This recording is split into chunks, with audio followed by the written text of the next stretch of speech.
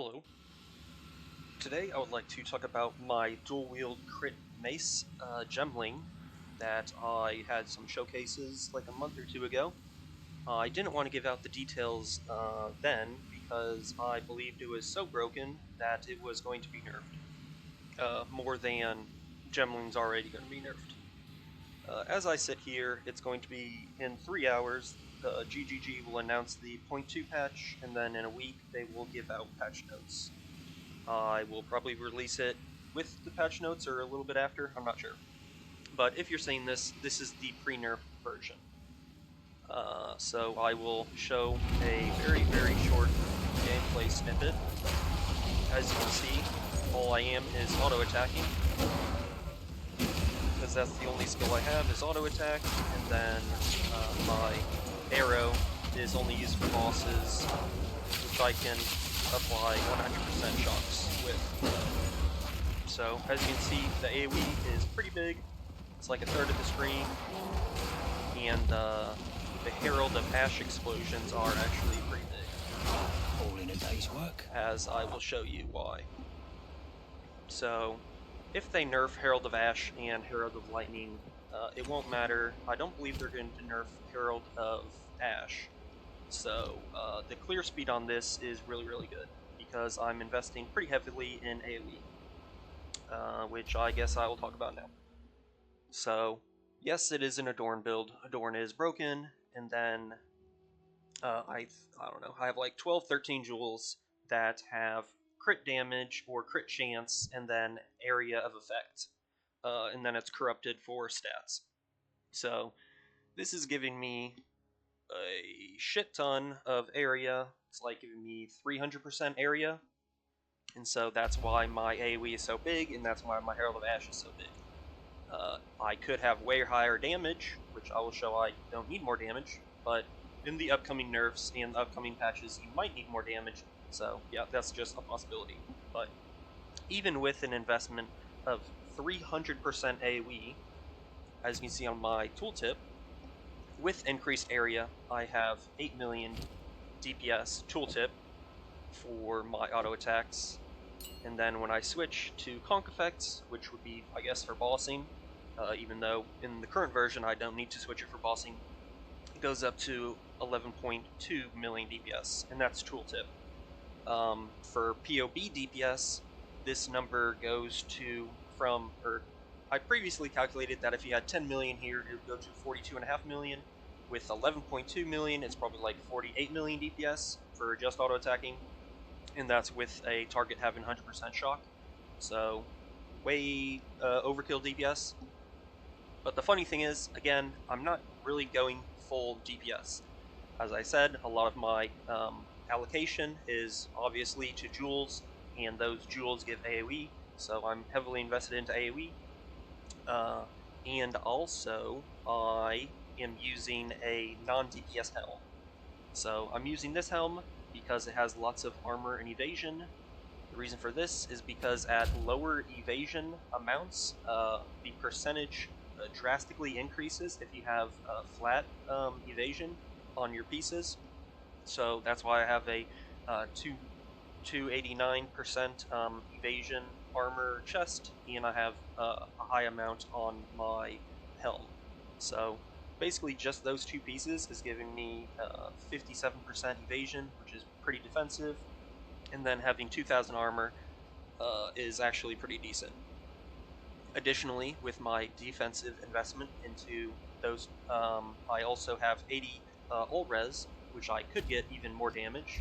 So going back to the tree, I'm using these 4 ascendancy nodes just to get 5 max res, which is 20% less elemental damage, and that's, in my opinion, better than the 6% damage that I could get if I picked up this node.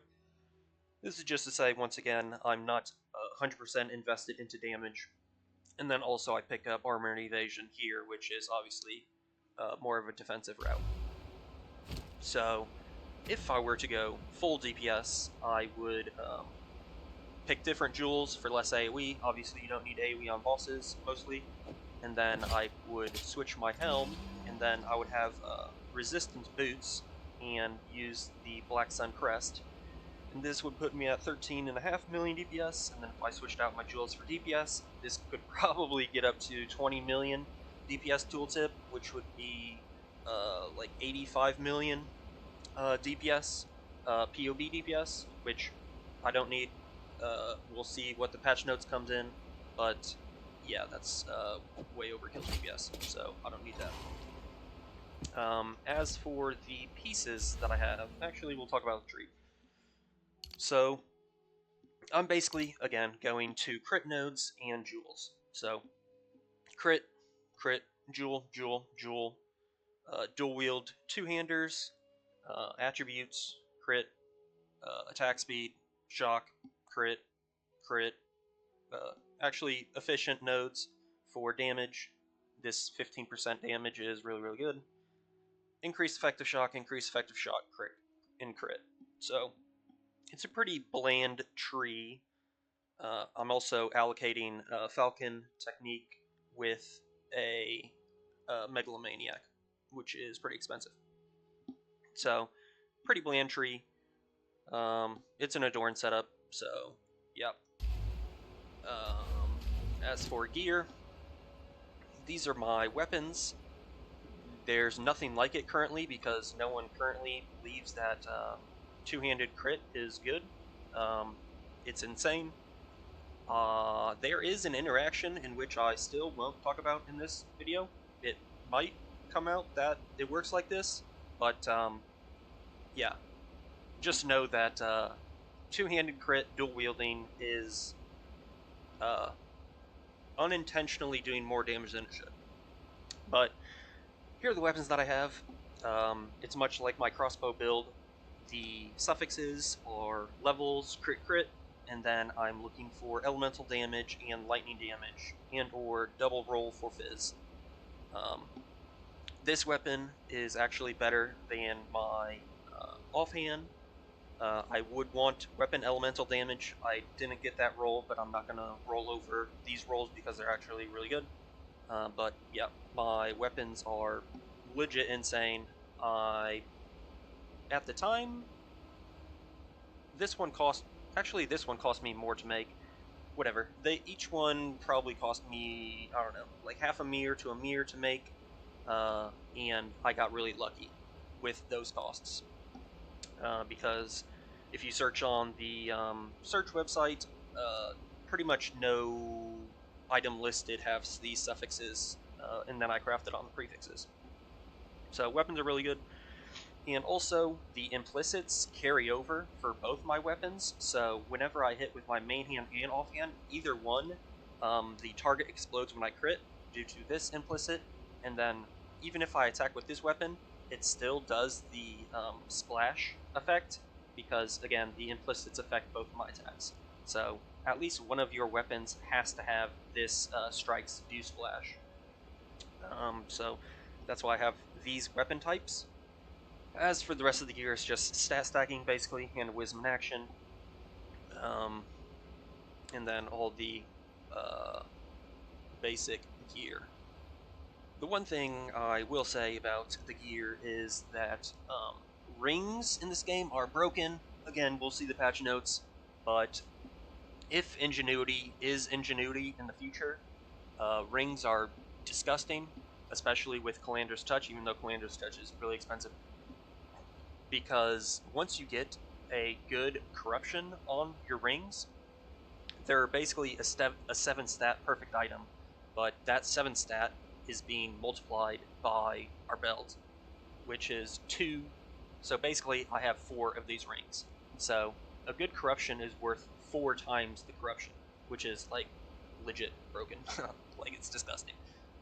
So I do have rarity on this just because due to diminishing returns, this 29 rarity is being multiplied to like 115% rarity, which due to diminishing returns is, I don't know, strong. It's not super ideal. I think you would probably push to like 200, 250 in a perfect build, but all the pieces that I have, I kind of need the stats for the suffixes.